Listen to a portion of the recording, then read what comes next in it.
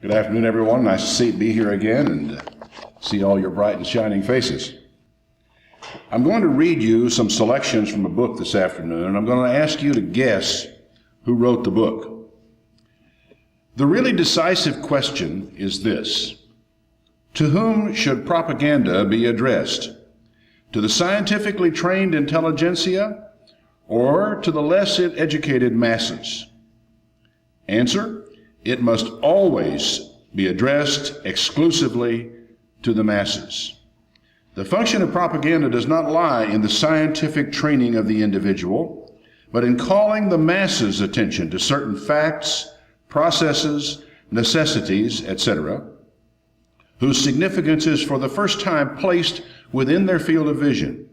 The whole art consists in doing this so skillfully that everyone will be convinced that the fact is real, the process is necessary, and the necessity is correct. But since propaganda is not and cannot be the necessity itself, since its function, like a poster, consists in attracting the attention of the crowd and not in educating those who are already educated or striving after education or knowledge. The purpose is not knowledge. Its effect, for the most part, must be aimed at the emotions and only to a very limited degree to the so-called intellect. And depending upon what you're trying to accomplish, that makes a certain amount of sense. All propaganda must be popular, and at its intellectual level must be adjusted to the most limited intelligence among those being addressed. Consequently, the greater the mass it is intended to reach, the lower its purely intellectual level will have to be. Right? In other words, the more people out there we're trying to reach with this thing, the lower the intellectual level we've got to aim at in the process. Now, departing from the book for a moment, what this means in the simplest terms is that propaganda is not concerned with intelligent argument. It's concerned with calling attention to the cause and arousing emotions relative to the cause, whatever that cause might be. Oddly, television is singularly well suited to propaganda. This is not the book, this is me talking now. It has given us the term soundbite, the term talking points. The idea is to have a quick, short statement that appeals to the emotions and then repeat it over and over and over again. Now that ought to be beginning to be familiar to all of you by now. As you've watched political campaigns for many years, as you've watched what's been saying in the continuing crisis that's going on right now, which they say is a crisis of the regime, not a constitutional crisis. And as we watch what's happening, we can see how that's happening. That what people are given talking points, and they go out, they spread out to all the television programs, all the talking heads do. And if you listen carefully, you can actually extract the talking points from what you are hearing on television. It will be repeated again and again. There will be catchy little phrases. There will be little expressions. And as you listen, you'll hear it, and then you'll hear it a second time. And by the time you've heard it the second time, if you write it down and start listening, you will probably hear it another dozen times before it finally passes out of use and is replaced by something else that's designed to say precisely the same thing, to appeal not to the intellect, but to the emotions, and to continually pound away and drive a theme home in the masses of the people that are out there. Now, going back to the book, the more modest its intellectual ballast, the more exclusively it takes into consideration the emotions of the masses, the more effective it will be. In other words, the less intellectual content and the more emotional content, the more effective it will be. And this is the best proof of the soundness or unsoundness of a propaganda campaign, not success in pleasing a few scholars or young aesthetes. The art of propaganda lies in understanding the emotional ideas of the great masses and finding through a psychologically correct form the way to the attention and thence to the heart of the broad masses. Once we understand how necessary it is for propaganda to be adjusted to the broad mass, the following rule results. Okay, once you got this idea in mind, forget the appeal to the intellect, don't bother trying to educate people, you appeal to their emotions, here's the rule. The receptivity of the great masses is very limited, and their intelligence is small. There you are. You are a part of the great masses. Their power of forgetting is enormous. Now, I think you'll have to agree that that's true. You'd look at us as a great mass of people. Our power to forget stuff is unlimited, it seems. In consequence of these facts, all effective propaganda must be limited to a very few points, and it must harp on these in slogans until the last member of the public understands what you want him to understand by your slogans. Simple, clean, neat, and you harp on it and harp on it and harp on it until finally the public out there has got it in their psyche to where it can even become the punchline of a joke. You know precisely what the next line is if you've heard what goes before it, because it has become so familiar to you in listening to it. As soon as you sacrifice this slogan and try to be many-sided, the effect will piddle away, for the crowd can neither digest nor retain the material offered. In this way, the result is weakened and in the end, entirely canceled out. Sound bites and talking points. You get them out there and you repeat them again and again and again. And it becomes obvious in reading this that it is the end that counts. It is what you're driving at that counts. It means that the author has no intention of appealing to reason or truth or the intellect or of giving the other side any benefit of any doubt. Continuing with the quotation, what authorities least of all understand is the very first axiom of all propagandist activity, to wit, the basically subjective and one-sided attitude it must take toward every question it deals with. Objectivity is the enemy. It must be subjective, and it must be absolutely, totally one-sided. Fascinating. You see, two kinds of people on television out there in the political culture. I don't know how many of you are able to catch some of the cable programs that are coming over MSNBC, the Fox News Channel, and over CNBC, as they bring on lawyer after lawyer after lawyer, news reporter, news analyst, pundit after another, and they all talk and talk and talk endlessly about the crises and the political issues and all the stuff that's going on around us here. In these people, you see two kinds of people. Those who are trying to be objective, and those who are and reasonable about these things, and persuasive and educating people and what the facts are, and those who take a totally one-sided view of whatever is going on out there, and who have the propagandist view of the challenge at hand. Can you spot the difference between them? As you watch television, as you listen to these people, are you able to say, okay, this fellow here is trying to be objective about this. This fellow over here is just trying, he has his series of phrases, he has his series of short little ideas, his appeal is to the emotions. You can see the difference, right?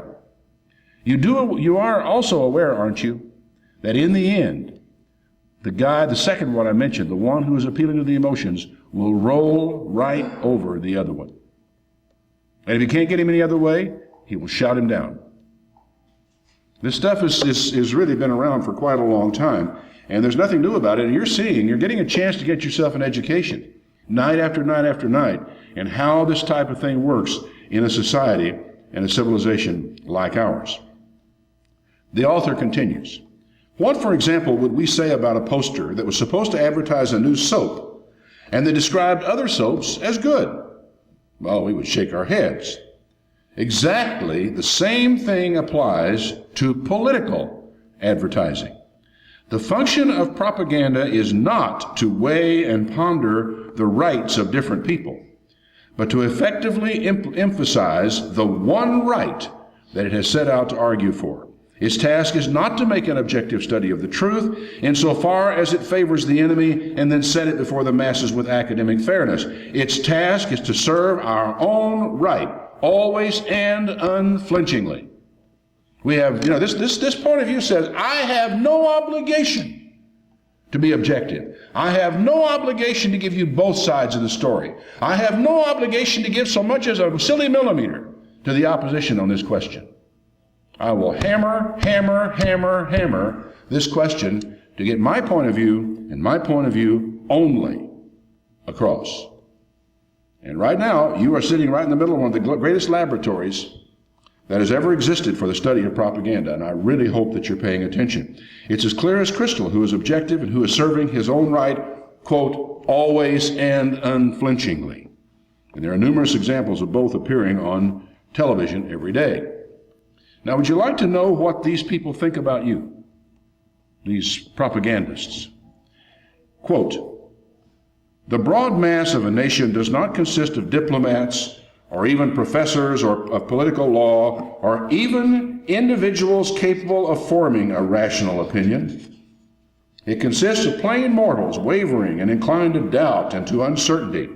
As soon as our own propaganda admits so much as a glimmer of right on the other side, the foundation for doubt in our own side has been laid.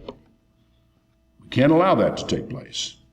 The masses, then, are in no position to distinguish where the other side's injustice ends and our own begins. Curious sentence in a way. Continuing. But the most brilliant propagandist technique would yield no success unless one fundamental principle is borne in mind constantly and with unflagging attention. It must confine itself to a few points and then repeat them over and over again. Here, as is so often in this world, persistence is the first and most important requirement for success. You've got to get after it. You've got to stay after it. Continuing the quote, the purpose of propaganda is not to provide interesting distraction for blasé young gentlemen, but to convince. And what I mean is to convince the masses. But the masses are slow moving, and they always require a certain time before they are ready to even notice a thing. And only after the simplest ideas are repeated thousands of times will the masses finally remember them. Only after the simplest ideas are repeated thousands of times will the masses finally remember them. And notice he doesn't say believe, he says remember, because he feels that we are so forgetful that only what we remember will be what counts in the end. The broadness of outline from which we must never depart, in combination with steady, consistent emphasis, allows our final success to mature. And then, this is interesting, then to our amazement we shall see what tremendous results such perseverance leads to results that are almost beyond our understanding. And that's fascinating. If you want to see results of something just precisely like this, just look at the polls that are appearing every day in every medium in this country. If you really want to see how it actually works out. 2/3 of the people of this country believe that the President of the United States is a liar, a cad, and a perjurer. And 2/3 think he should finish out his term. Now, most people who look at the poll results in this country are amazed. And as this propagandist said, if we will just persist, the results will be almost beyond our own understanding. It will amaze us. And that, my folks, is precisely where we've come. How many of you think you know who the author is? Adolf Hitler. Adolf Hitler. And the book is Mein Kampf. Now that's a sobering thing to consider, that someone would have sat down and studied it out. And of course he wrote this, by the way, after the First World War. And I changed a few tenses of verbs in here and left a couple things out so that I would not reveal, who it was and where it was so much. But it was a period of time after the First World War, and he was pointing to the failure of the German propaganda machine in World War I as compared to what he considered the British and American propaganda machines in World War I, and blamed a great deal of their failure at the end of that war on those propaganda machines. Their own people lost, they lost hope. They began to doubt their governments, and finally he felt they lost the war because of that. I thought that was absolutely fascinating. Now, what do you suppose public opinion polls would have said of Adolf Hitler Let's say right up to the time when he made his biggest mistake and invaded Russia. What do you think they would have said? 80%, I bet you, would say, oh, he's doing a good job of running the country. In fact, I think in Germany it would probably have been closer to 90%. Oh, he's doing a good job of running the country. And by that time, a lot of things were going on that people would have had reason to know the man wasn't being honest with them. The reason to believe, a person who was an intellectual, a person who was thoughtful, a person who was paying attention, who was not just one of the masses out there, a person who was paying attention would have known that all was not right. Kristallnacht had taken place before this period of time. Jews were disappearing before this time. A lot of stories were being told before this time. So a lot of lies were being told by the government prior to this time. But up until the time that he finally began to fail, his approval ratings would have run, I'm sure, over 90%. They would have said, well, maybe he doesn't tell the truth, but he has the economy in good shape and the trains are running on time. And you have to realize Germany had come out of a period of economic chaos, and Hitler had brought them stability, and Hitler had put order back in society. If you had suggested to them that maybe Hitler should resign because of some of the things he was doing, their reply would have been, don't be silly. There's no reason on the earth why he should consider resigning. Hitler came to power in Germany in a democratic election. Everybody knows that, don't you? He came to power in a democratic election. The people of Germany voted for him.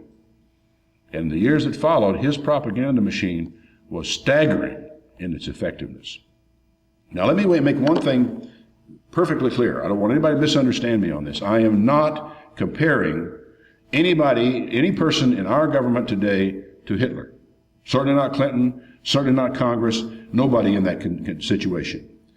I am not a Republican, and I am not a Democrat. I've had occasion on a couple of occasions during the last 3 years when I have given a very strong sermon out of prophecy about the direction of our government that people have written to me accusing me of being a Republican.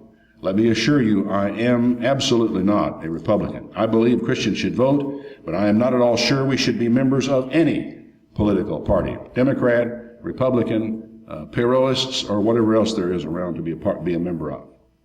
What I am suggesting is that if you thought propaganda died with Hitler, you are a naive dreamer. There are people meeting every day in back rooms around this country, be it Smith County, be it Dallas, Fort Worth, Houston, Chicago, Los Angeles, New York, or wherever it is. They're meeting all over the country and talking about how to use techniques just like this to manipulate your opinion. So that when someone calls you up on the phone and asks you certain questions about how the country is being run and what are your opinions about this or that, you will give the answer that they are looking for. And they think about it all the time. They have meetings about it. They train people in it. They actually give talking points, like they're written down, they can study them. I've actually seen one guy on television being interviewed, reading his talking points off of a piece of paper and his answers because he couldn't remember them.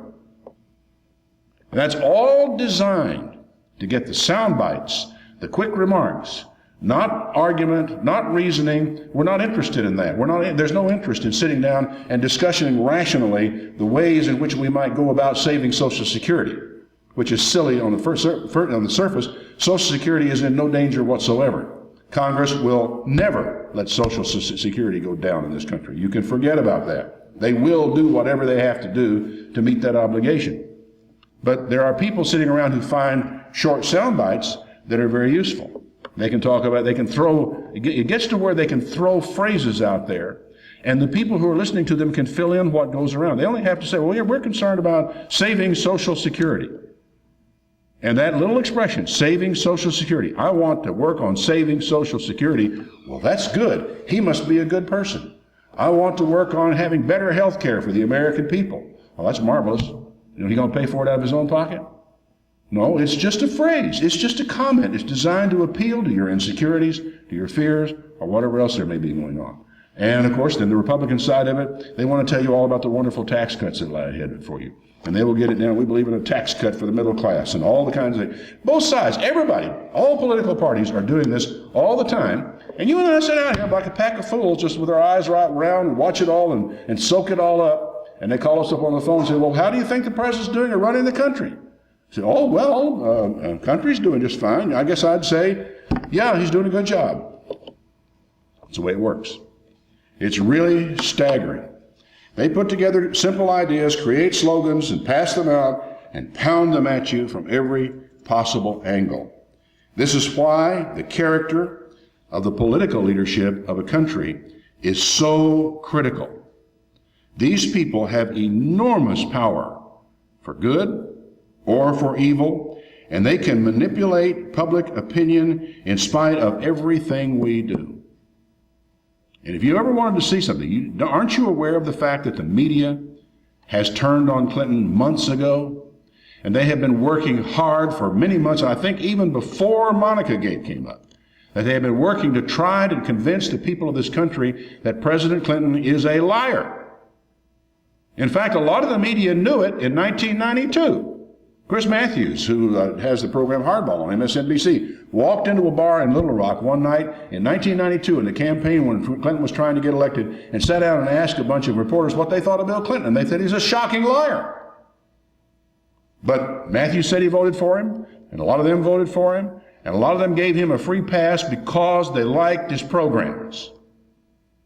And I really honestly believe that in the last year, a lot of them have awakened to the fact that there's a danger in having a man as a liar, as the president of the most powerful nation on the face of the earth, and they turned on him somewhere in the last months, and it was before Monica Lewinsky came on the radar scope. And since that time, they have been working like a bunch of beavers, and they have not been able to make a dent in his approval ratings. Now that ought to frighten you. It ought to frighten you to realize how much power resides inside the Beltway, as they say in Washington, D.C., how much power is in the White House and the White House staff and their ability to control the news cycle and to actually influence what goes on with the news without even any kind of a conspiracy between them and the reporters. They don't have to have one, folks. They have the power. They have a man assigned to the president. No, every news organization does. No matter where he is or no matter what he's doing. They call it the body watch. The whole idea is if lightning strikes him on a golf course, they want somebody there to see it and take a picture of it. Whatever it is, somebody is watching him almost all the time. Almost all the time. So, this is why it is so critical. The media have been hammering away at him.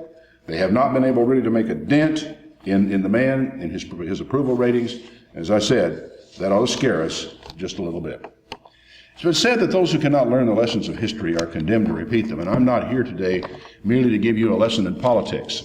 I told you all of that to tell you that we have developed in our political system in this country a culture of lies. It's a culture of lies, and it doesn't know the question of rational discussion of right and wrong is no longer what's important.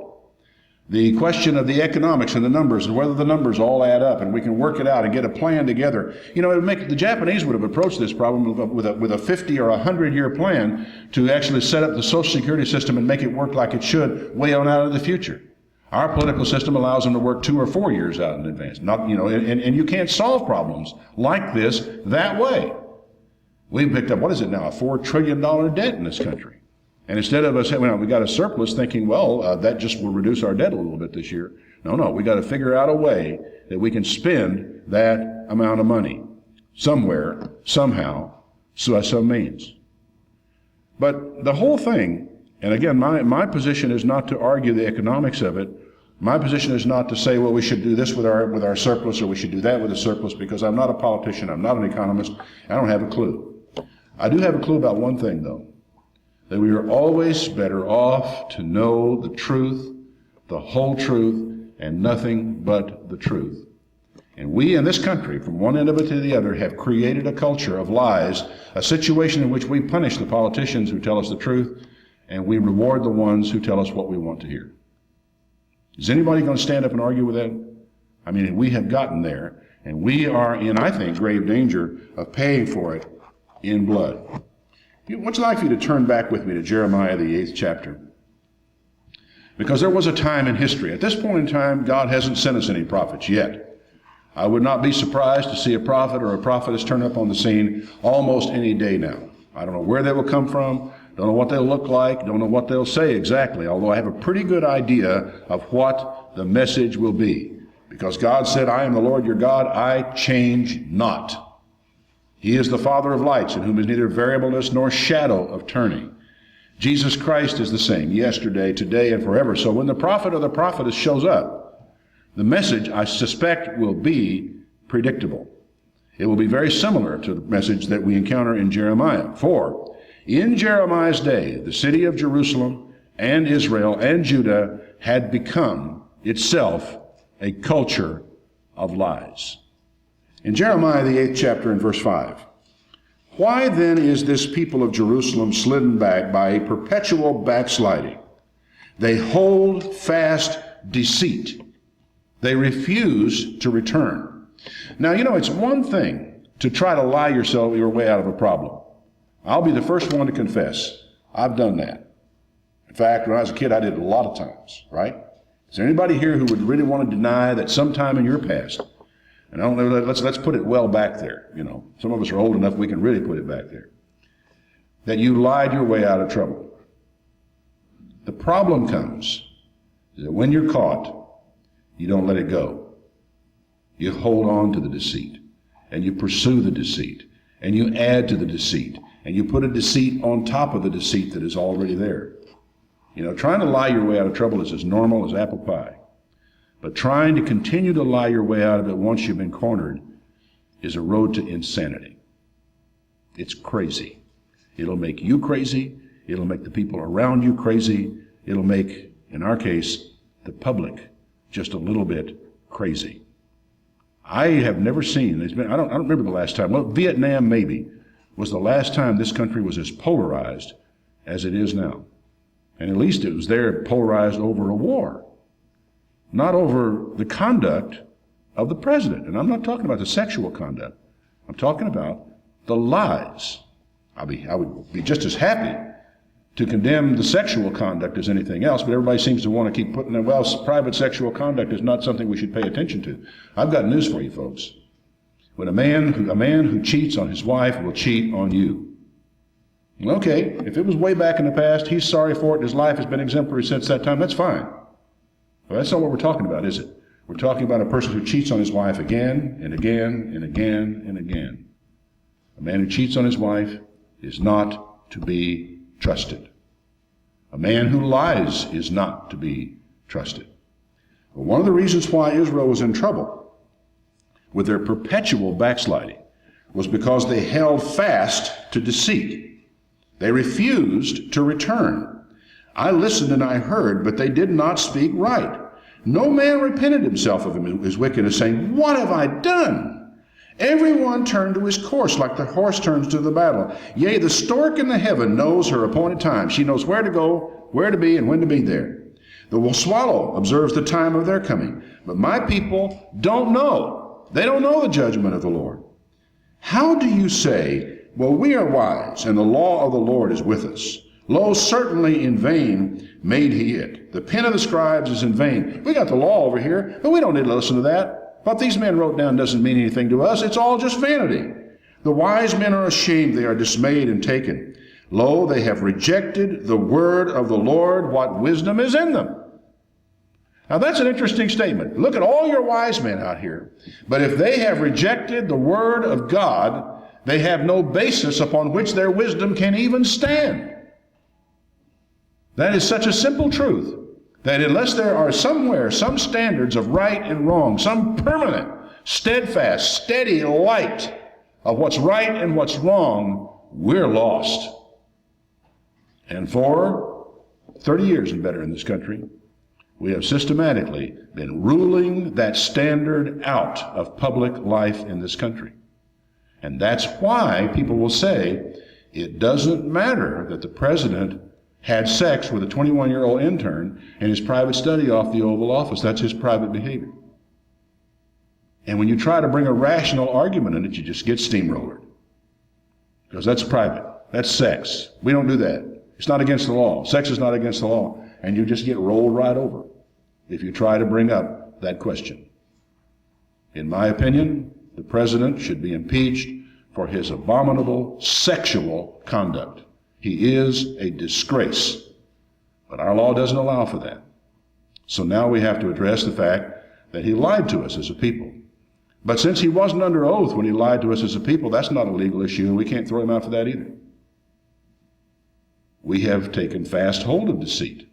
And we pat the deceiver on his back, and we say, that's okay, buddy. You're doing a good job. We'll just leave you in office and let you finish out your term, even though we think your behavior is disgraceful and abominable and unconscionable and indefensible and all these things. We can string up a list of adjectives as long as from here to that wall about what's wrong with the president's behavior, but it's not an impeachable offense. What am I going to tell you, folks? That's where we as a people have come. It has to do not so much with the president. We have met the enemy, and he's us. Therefore I will give their wives unto others, their fields to them that will inherit them. For everyone, from the least to the greatest, is given to covetousness, from the prophet even to the priest. Everybody deals falsely. You can't trust anybody. Now, you understand this, I hope, that in that context, that historical context, is the prophet to the priest is the equivalent of saying from the preacher to the politician, from the preacher to the governor, from the preacher to the congressman.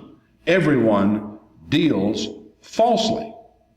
I just yearn for a politician who will come on television or get up in a speech and just tell the truth.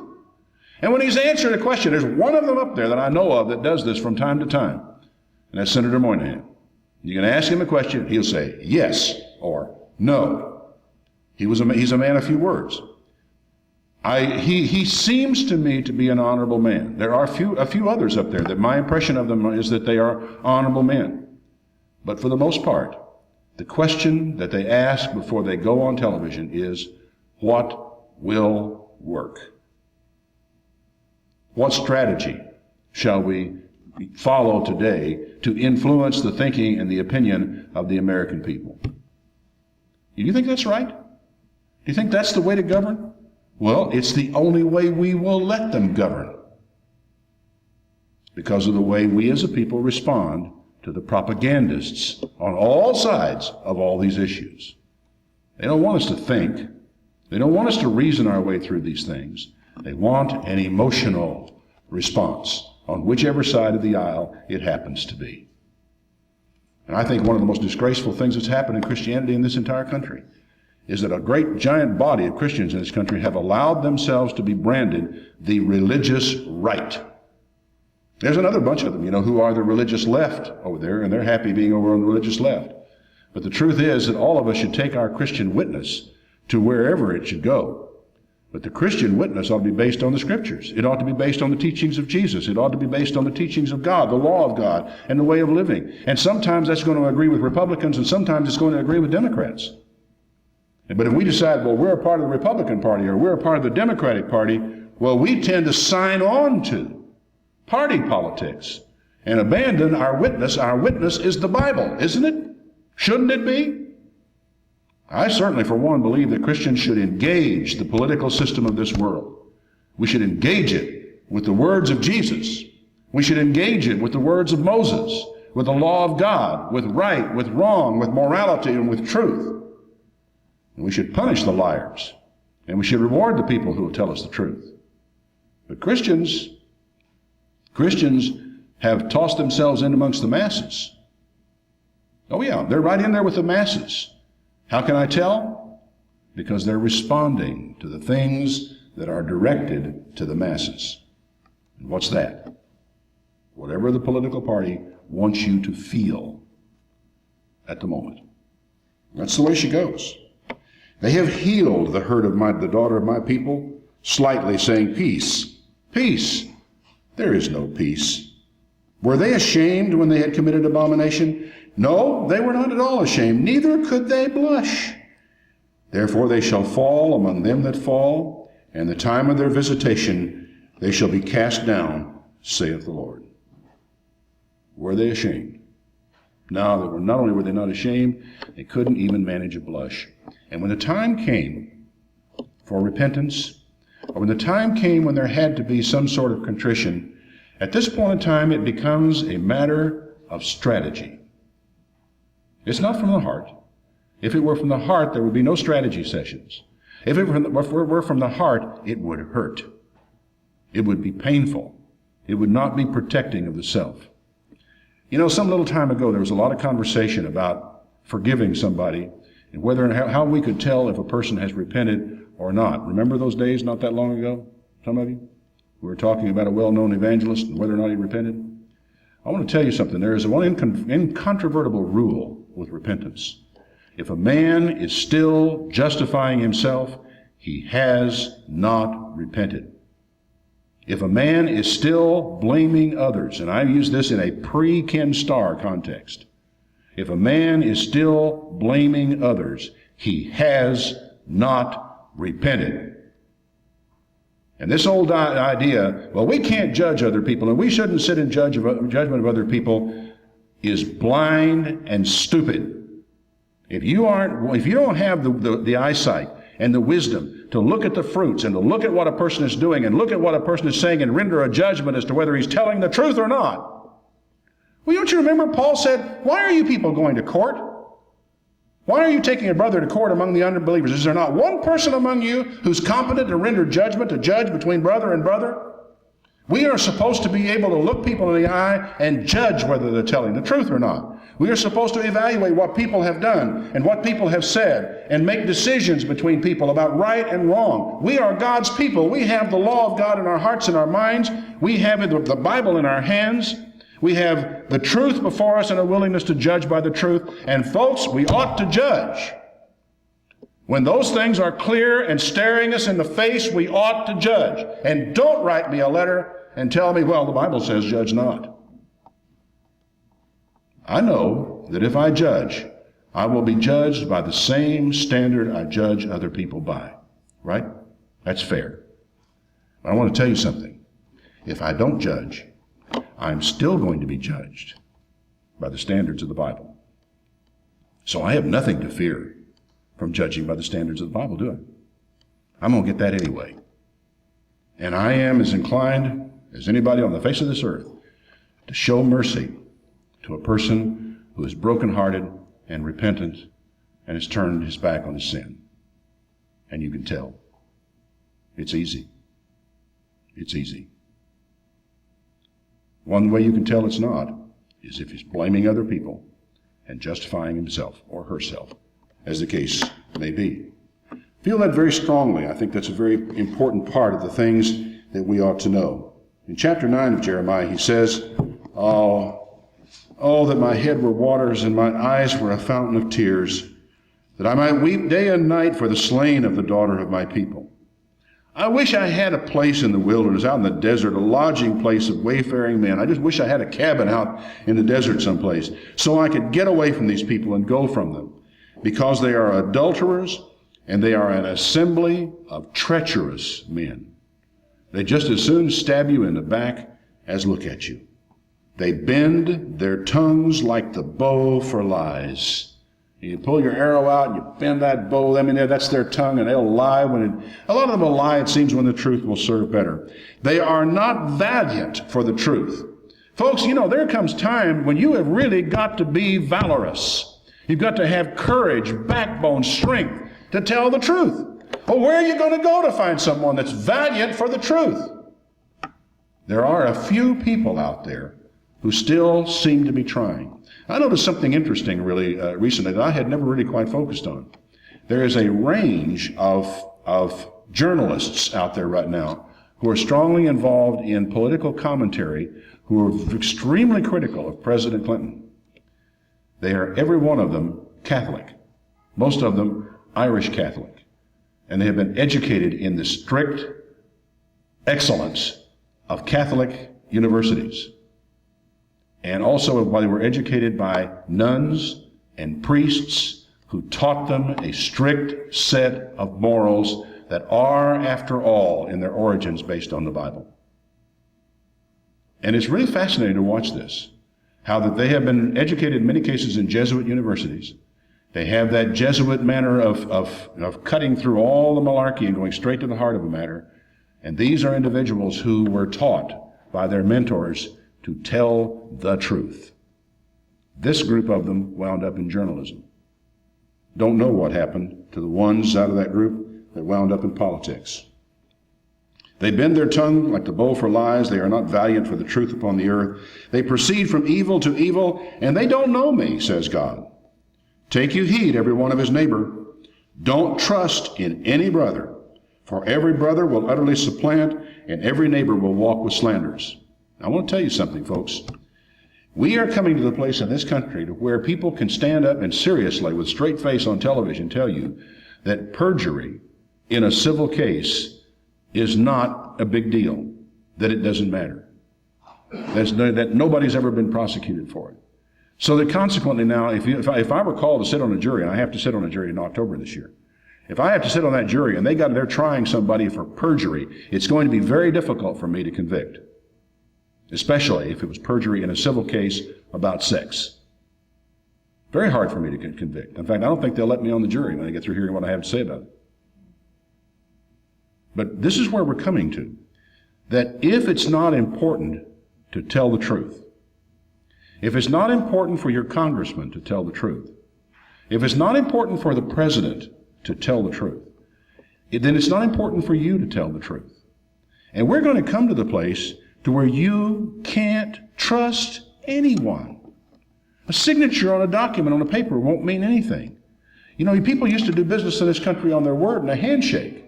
If people gave you their word for something, you could take that to the bank. It was worth something. It's coming to the place where it's not anymore. You can't depend on people to do what they tell you they will do. They will lie, and then they will lie about their lies. I mean, it's in our society now from one end to the other. You show up at the airport planning to take an airplane from here to Los Angeles, and they'll tell you, well, your flight has been delayed, and we've had to move you to another flight. Then that flight's been canceled, and they move you to another flight. You know what they're doing? They're canceling flights because they're not full to fill up a later airplane. Will they tell you the truth? No, because they'd be in a lot of trouble if they did that. So they will lie to you. I don't know who tells the first lie, whether it's an executive out on the line that tells a lie, an executive upstairs that tells a lie and tells it to the clerk standing in front of me, who for all she knows is telling me the truth. But she tells me the corporate lie. Just like a lot of people in the White House in recent months have told us the corporate lie. Because truth doesn't matter. What matters is the end. What matters is what we're trying to get done. What matters is we're trying to get this project done and that project done. And this is the greatest president we've ever had, and we can't do without him. You know, one of the things that's really beginning to worry me about us as a people? If I watch the polls, I'm getting the idea that people seem to think that one man is more important than anybody else in this country. Do you have any idea how many thousands of men there are in this country who are capable of walking into the White House and picking up the reins and leading this country? There are not just a dozen, not just 100, not just 1,000, but thousands of capable men and women in this country who could run this country just fine. We elected one of them vice president. And I listen to this stuff as it goes back and forth, and I think, what do these people think they're doing? I saw a woman, I think it may have been Eleanor Smeal or one of the Now ladies the other day, was saying, well, what the Republicans are trying to do is they want to get rid of Clinton and Al Gore so that Newt Gingrich, that terrible Newt Gingrich, will be president. Well, I'm not terribly enthusiastic about having Newt Gingrich as a president, but are those people such big fools that they don't realize that can't happen that way? You realize the only way that Newt Gingrich could be president, he is third in succession, would be if the president and the vice president were simultaneously killed. And there was not time in between to replace the vice president.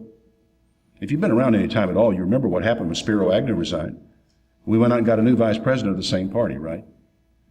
And when Gerald Ford became president after Richard Nixon, I don't remember who was the vice president that was brought in under Gerald Ford, but there would have been one because we have to have one. So there was a vice president under Gerald Ford who was also Republican. Why would someone lie to us like that? They're trying to scare us. What they're really trying to do, they're trying to scare this core Democratic base over here that's scared to death of the Republican, and want to keep them scared to death of the Republican Congress. Maybe they should be, I don't know. But at least, if they're going to scare them, they really should scare them with the truth. Because that was a lie. It can't work that way. So you have to ask yourself, why do people do that? Is she that ignorant that she's doing that? I will tell you she is not. That was on the talking points. And so that was a part of what they had to get out on this occasion. This is really frightening to me, because what this verse tells me is that once your leadership begins to head off down this road, that before long you will not be able to trust anyone. And there are times when I feel like we're getting there. Not long ago in a radio program, I cited the example of God going down to Sodom and Gomorrah, and if he could find 10 righteous people there, he wouldn't destroy the city. And I said, I think every one of us ought to get on our knees every day and thank God for the 10 righteous people that are keeping the rest of us alive. And I really believe that. I think that there are still some righteous people in this country, and that's one of the reasons why we are still surviving. But we are seeing this pattern develop all around us. They will deceive everyone his neighbor. They'll not speak the truth. They have taught their tongue to speak lies, and they weary themselves. They tire themselves out in order to commit iniquity. Sometimes it'd be easier not to do it, but they'll work at it. Your habitation is in the midst of deceit. Through deceit they refuse to know me, saith the Lord. They just don't want to know, and they will do whatever they have to. Therefore, thus saith the Lord of hosts, behold, I will melt them and try them. For how shall I do for the daughter of my people? What am I going to do for you? Their tongue is like an arrow shot out. It speaks deceit. One speaks peaceably to his neighbor with his mouth, but in his heart he lies in wait. Oh yeah, give you the glad hand, the slap on the back, and peace to your face, but I got my dagger out, and if you turn your back, you're a dead man. Shall I not visit for these things, saith the Lord? And shall not my soul be avenged on a nation like this?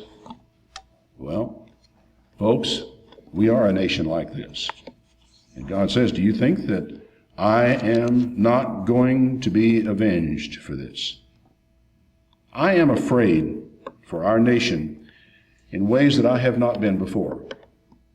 I'm not that afraid of Arabs with suitcase bombs. I am afraid of a leadership that no longer knows or cares what the truth is. That is frightening. A leadership that might get us into a war because they were afraid to tell us the truth about that war. A leadership that might get us into a war merely for political purposes that had nothing to do. But we as the people need to know the truth about whatever it is they're getting us into. I'm afraid for a nation where our leadership is no longer valiant for the truth. We've just been bashed by El Nino. Really had a bad drought last year. And for the first time in 105 years, we've got 4 Atlantic hurricanes going at the same time. It's like somebody stuck a mixmaster in the Atlantic. 4. First time in 105 years. And then yesterday, we had a 5.2 earthquake in northeastern Ohio. Californians will laugh at that. They think big deal. But it was got the attention of the people in Ohio, I can guarantee you. Now, this is no big deal. It's just a normal cycling of events, right? 105 years ago, we had four hurricanes in the Atlantic at the same time. So it's no big deal. This is the first time we've had it in a very long time. Just another earthquake along the way, right. But one of these days, it will not be just a normal cycle. One of these days, it will be the hand of God, and it won't go away. And it will show up in just the kind of patterns that we are beginning to see around our country. God says, you think I won't visit a nation like this? And what kind of visitation does God bring? Well, if you go back and read the prophets, you'll find it's earthquake. You'll find it's famine. You'll find it's terrible weather disasters. You'll also find, and this is one of the frightening things about it, that it is war. Turn back in conclusion to the first chapter of Isaiah, if you would. Isaiah chapter 1. Hear, O heavens, verse 2, give ear, O earth, for the Lord has spoken. I have nourished and brought up children, and they have rebelled against me. The ox knows his owner. The ass knows his master's crib, but Israel doesn't know. They don't even know their way home. They don't even think about it. Ah, sinful nation. A people loaded with iniquity, a seed of evildoers, children that are corrupters, that have forsaken the Lord. They have provoked the Holy One of Israel into anger and have gone away backward. That's spooky all by itself. Do you realize you actually can provoke God not to anger? What do you have to do? Why should you be stricken any more? You will revolt more and more. The whole head is sick, and the whole heart is faint. From the sole of the foot even to the head there is no soundness in it, but wounds and bruises and putrefying sores. They have not been closed, neither bound up, neither mollified with ointment. It's the way this sort of thing is going to go. Your country is desolate, your cities are burned with fire, your land, strangers devoured in your presence, and it's desolate as overthrown by strangers. And the daughter of Zion, Jerusalem, sits out there like a lodge in a garden of cucumbers, like a besieged city. And then this, except the Lord of hosts had left us a very small remnant, we would have been like Sodom and like Gomorrah. You can spend all the time you like worrying about the year 2000 problem, the computers and all the stuff that they're going to do. But you might spend a little more time worrying about our truth-telling problem in this country. For they are not valiant for the truth anymore. Not here. Not now. It isn't our computers that's going to bring us down. It's our liars.